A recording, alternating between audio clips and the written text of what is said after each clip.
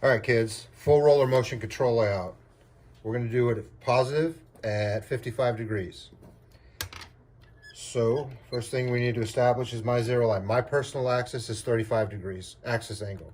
So we're gonna just use that. So I mark 35 degrees right here. This is my zero line, zero line. What I'm saying is if I actually drilled it right there, where that's in the center of my grip, which is what we're gonna do, is we're basing the pin distance off the center of the grip, since full rollers all roll through the middle of the grip. That's why we're making it flare backwards. So if I did this core, this would be at 90 degrees or 0 degrees perpendicular to my axis.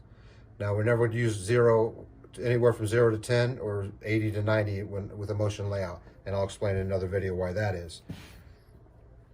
So basically this is going to be the center of my grip. That worked out good. So I can I'll put the center of my grip wherever I want it. Remember, we can move the pins all over the place with these layouts, which is a nice little bonus.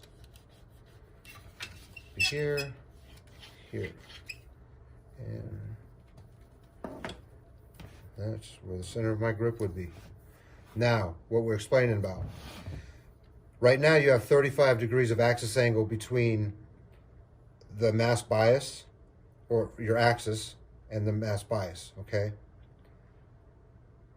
But because we're dealing with ball track and there's a 90-degree window, that 35 degrees in motion becomes 55 degrees of angle because of what the track is doing. We're on a normal motion control layout, which would be, hope you guys can see that, something like this, where your ball track is going this way, okay?